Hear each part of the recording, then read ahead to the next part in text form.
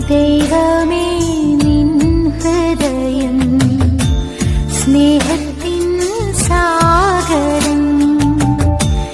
இயேசுவே என் ஹிருதயம் நீ வசிக்கும் ஆலயம். ஸ்நேகிக்கான் ஆருமில்ல நீ നൽകും സ്നേഹം പോലെ നീ.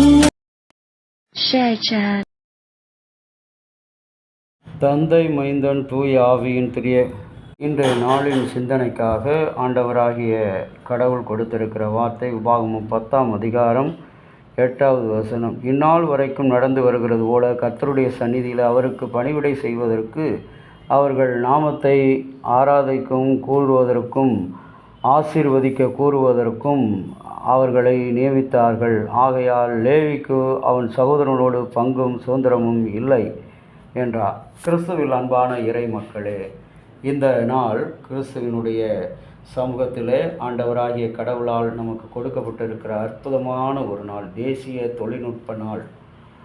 ஒரு சகோதரன் 17 வயதிலே ஒரு வாலிபன் ஒருவன் போராட்டமான நிலையிலே இருந்து தன் தாயினுடைய வீட்டின் பின்புறம் ஒரு கூரையை மேய்ந்து அதில் தினமும் நெளிந்து பழுது பார்க்கப்படக்கூடிய கூரையை அமைத்து பின்பு அது போதைப் பொருள் தயாரிக்கும் கேசினோ என்ற இடமாக மாறினது. 19 வயதிலே டொன் இயேசுவின் ரட்சிப்புக்கு 10 ஆண்டுகள் கழித்து அதை ஒரு ஆலயமாக மாற்றினார். அன்பு இறை மக்களே, தேசிய தொழில்நுட்ப நாள் என்று சொல்லும் பொழுது இந்த மனிதன் தன்னுடைய வாழ்வில் 10 ஆண்டுகள் கழித்து போதைப்பொருள் தயாரித்த அவனுடைய இல்லம் கடவுளுடைய ஆலயமாக மாறினது.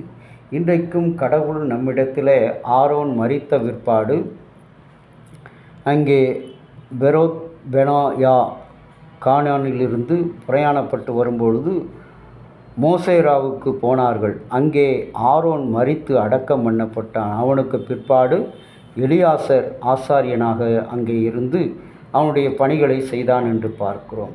கடவுள் ஒரு மனிதனுக்கு, ஒரு குடும்பத்துக்கு ஒரு பொறுப்பை கொடுக்கிறார். இன்றைக்கு திருச்சபையிலே பார்க்கும் பொழுது அந்த குடும்ப பொறுப்பை விட ஜாதி பாரம்பரியத்தை வைத்து, இனத்தை வைத்து, இந்த இனம்தான் இந்த திருச்சபையின் ஆசாரிய பணி செய்ய வேண்டும், இந்த இனம்தான் இந்த திருச்சபையிலே ஒரு பொறுப்பில், தலைமை பொறுப்பில் இருக்க வேண்டும் என்று அங்கே குறிப்பிடுகிறார்கள். அது தவறான ஒரு காரியம். கடவுளுக்கென்று அர்ப்பணிக்கப்பட்ட, கடவுளை விசுவாசித்து நம்பக்கூடிய ஒரு பிள்ளைகளை ஆரோன் மரித்த பிற்பாடு அவனுடைய மகனாகிய எலியாசரை கடவுள் தெரிந்து கொண்டு அவர்கள் நாமத்தை ஆசீர்வாதம் கூறவும் அவர்களுக்கு லேவிக்கு அவர்களை நியமித்தார்கள் என்று சொல்லி பார்க்கிறோம். அன்பு இறை மக்களே, இன்றைக்கும் கூட நீங்களும் நானும் கிறிஸ்தவ விசுவாசத்திலே நாம் அழைக்கப்பட்டிருக்கிறோம். விசுவாசியாக நம்முடைய பிள்ளைகளும் நம்முடைய சந்ததியும் விசுவாசியாகவே தொடர வேண்டும். இன்றைக்கு ஆண்டவராகிய இயேசு கிறிஸ்து தூய பவுலடிகளான் மூலமாக ஊழியம் செய்கிறவன் ஊழியத்திலும், அந்நிய பாஷை பேசுகிறவன் அதை வியாக்கியானம் செய்வதிலும் போதிப்பதிலும் அவனவனுக்கு கொடுத்த வரங்களிலே நிலைத்திருக்க வேண்டும். இன்றைக்கு அந்த நிலைத்திருக்கிற வாழ்வை விட்டுவிட்டு அவன் தனக்கு மிஞ்சி இருக்கிறதை விட்டுவிட்டு பறக்கிறதை ஆசைப்படுகின்ற அந்த நிலையில்தான் இந்த கிறிஸ்தவமும் ஆவிக்குரிய ஜீவியமும் நம்மை விட்டு ஒழிந்து போகிறது, அழிந்து போகிறது, உடைந்து போகிறது. இன்றைக்கு இருக்கின்ற வாழ்க்கை, கடவுளிடத்தில் ஒரு வாழ்க்கையை பெற்றுக்கொண்டோம்னு சொன்னால் இந்த வாழ்க்கையை தக்க வைத்து கொள்ள கடவுளே இதற்கு நான் தகுதியா என்று சொல்லி ஆண்டவரிடத்தில் ஒப்பு கொடுத்து நாம் பெறும் பொழுதுதான் அந்த வாழ்க்கை நிறைவுள்ளதாக, சிறப்புள்ளதாக, சீருள்ளதாக அமையும். இன்றைக்கு எலியாசரை தெரிந்து கொண்டு அவர்கள் ஆசீர்வாதம் கூறும்படியாக அழைத்திருக்கிறார்கள். அன்புக்குரிய இறை மக்களே, இந்த 17 வயதில் டோய்வன் என்ற வாலிபன் அவனுடைய இல்லம் ஒரு போதைப்பொருள் இல்லமாக இருந்தது. இன்றைக்கு கர்த்தருடைய ஆலயமாக மாறிவிட்டது. இன்றைக்கு நீங்களும் நானும் கடவுளுடைய விரோதமான பிள்ளைகளாக இருக்கிறோம். என்றைக்கு கர்த்தருடைய பிள்ளைகளாக மாறுவோம். ஆண்டவருடைய பிள்ளைகளாக இன்றைக்கு மாறுவோம். இன்றைக்கு அலங்கோலத்தின் பிள்ளைகளாக, அசிங்கத்தின் பிள்ளைகளாக, அவமானத்தின் பிள்ளைகளாக நாம் மாறிக்கொண்டிருக்கிறோம். எப்பொழுது ஆண்டவருடைய பிள்ளைகளாக மாறுவோம், அன்பரின் பிள்ளைகளாக மாறுவோம். ஆண்டவர் இன்றைக்கு அழைக்கிறார். இந்த சிந்தனையோடு இந்த நாளிலே நாம் செயல்படுவோம். நம்முடைய சிந்தனைகளின் செயல்களை கிறிஸ்துக்குள்ளாக ஒப்புக் கொடுத்து நடப்போம். ஆண்டவர் உங்களையும் என்னையும் ஆசீர்வித்து காப்பாராக. ஆமென். ஜெபம் செய்வோம். எல்லா நல்ல ஈவுகளுக்கும் உண்மைகளுக்கும் நன்மைகளுக்கும் பெருமைகளுக்கு காரணமான எங்கள் நல்ல இயேசுவே, இந்த நாளிலும் உமக்கு விரோதமாக செய்த எல்லா வாழ்க்கைகளை மன்னித்து உம்முடைய சமூகத்தில் நீர் கொடுத்திருக்கிற வாழ்க்கையை நாங்கள் பெரிதாய் எண்ணி அற்பமாய் எண்ணாதபடி பெரிதாய் உயர்வாய் கனிவாய் கனமாய் எண்ணி அதற்கு தகுந்தபடி நாங்கள் நடக்க உண்மை உத்தமமாக இந்த உலகத்துக்கு சாட்சியாக இருக்க ஆண்டவரே நீர் எங்களுக்கு அனுக்கிரகம் செய்தரும்.